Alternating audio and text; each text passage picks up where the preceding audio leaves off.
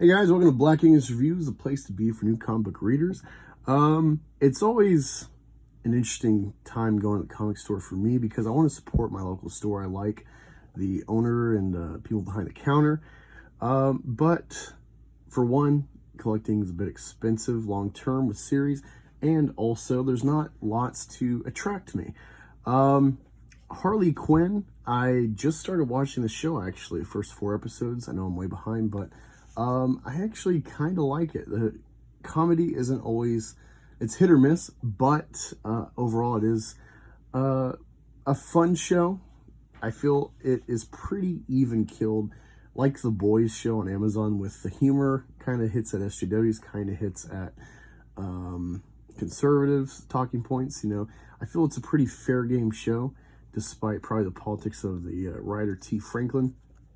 And yeah, so kind of watching that to start in conjunction with this book. So let's take a look at the Eat, Bang, Kill Tour Harley Quinn animated series. This is a continuation of the show thus far. I am not up to date. I don't know if this will be, if this is kind of taking episodes and putting them into the show format continuity because they're not getting another season. So you can enlighten me in the comments.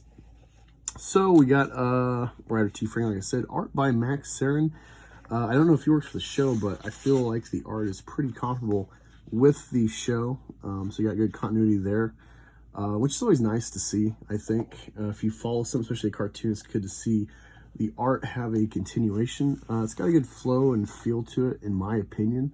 It's kind of zany. The colors are very bright throughout. It reminds me of, I would say 90s back to, 60s kind of bright colors, something that's kind of missing from a lot of comics. I do like more of a realistic style generally, but with Harley Quinn, I think this is pretty fun. So starts out following, I guess, season 2. Ivy was supposed to marry Kite Man, and he found out about the affair with Harley, so he left her at the altar, and then they're running off together. She's a runaway bride now with Harley, and they seem very, I don't know, enamored with each other. But a big crux of this book is Ivy's kind of in this weird state of, being with Harley, but still having trust issues with people, and,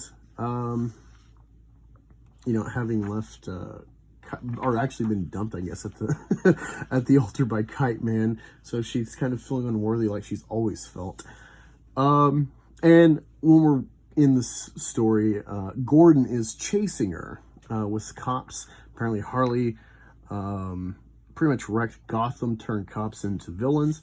And you kind of get a recap of the show. So if you haven't seen the show, he does a nice little synopsis of key points to get you up to date where this continuity is from, in case you go watch the show. It might interest you, and taking us forward. One thing I noticed, because I'm not a frequent purchaser of DC comics, because I just think besides Batman, they're kind of lacking. And one thing funny is there's some, kind of miniseries being advertised throughout, but there is consistently Batman throughout. Like you see this ad, Batman the World. It's gonna have 14 different teams by ethnicity paired up. And that could be fun, but in this day and age with identity and instead of embracing each other's cultures and making new stories, whatever, it's like, it seems kind of stale, but nonetheless. So they're out running on the Harley Quinn road. If you didn't notice that, one of the goals of Harley Quinn from early in the show is to get the road named after her, and I guess she does. Maybe I saw that in the early episode, but it's kind of fleeting. She's kind of narrating, and it's funny because she's doing it while like hopping into cop cars to fuck people up. I would say this keeps the tone of the show, which is, I would say, adult oriented, despite it being Warner Bros. Animation, and I would say an extension of what the animated series of Batman started. So discretion could be advised for younger kids. This would look appealing, possibly, maybe not this cover, but the art style would be appealing to kids, but you know, it's at your own discretion with your children. If you don't want them seeing curse words, more adult situations, not over the top gratuitous, but that would be something I would warn about possible purchasers if you're interested at all. Overall, it's pretty simple. They're dealing with, Ivy is dealing with this kind of weird mental state after this being dumped to the altar, but she's kind of eloping, being a runaway bride with her affair partner in Harley. And Harley's kind of progressing since the beginning of the show, I can say, listening more to her kind of internal voice, her doctor voice, which is interesting. So you see that right here. They first show that where she's like talking to a picture of herself when she was still a professional at Arkham. I think it's kind of interesting because she's, you know, a crazy person. One thing that's weird about this comic in the show is that Harley is still a villain, but she's like, I don't know, they're writing her into this kind of weird anti-hero villain role. I would say more villainous than someone like Catwoman or more recent adaptations of Venom. But I don't know, it makes it less interesting. Like, I think she does work best as a lackey to Joker, his girlfriend, which is kind of the cusp of the show, is all about her emancipating and setting out her own, becoming her own person. I know with the current trend that could seem outright, you know, feminist, like, oh boy, here we go. But I think they handle it well, but it's kind of like Hulk, you know, even though it can make a good story to see the character progress beyond their like well-known traits, does it make for longevity in a character? That's kind of my question with this.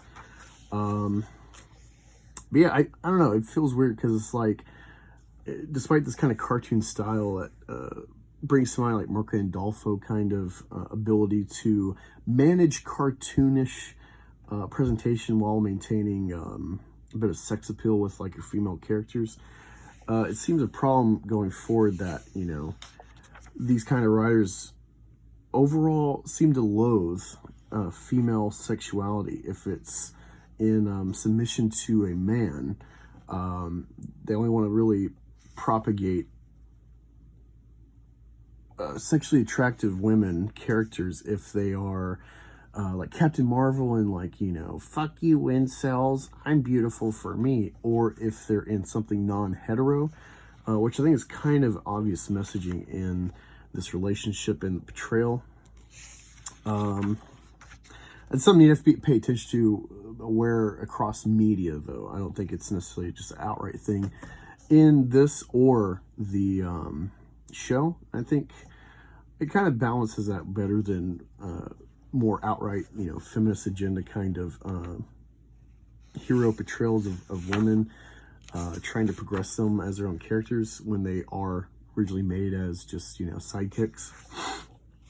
But yeah, you see story, they run away to the Gotham Mall, and I guess Harley's been crashing there all along, and Ivy's still dealing with this dilemma, and Harley's trying to console her, but not like push too hard.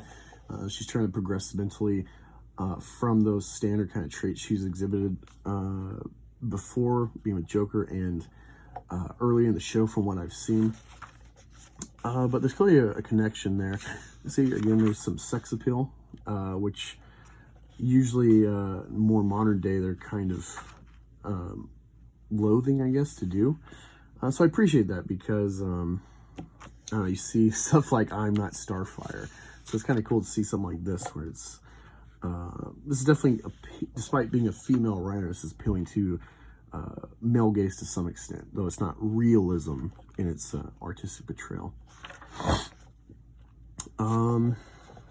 Yeah, it's pretty much it. They're, you know, having a good time, kind of a honeymoon together, escaping.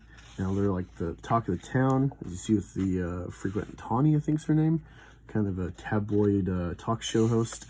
And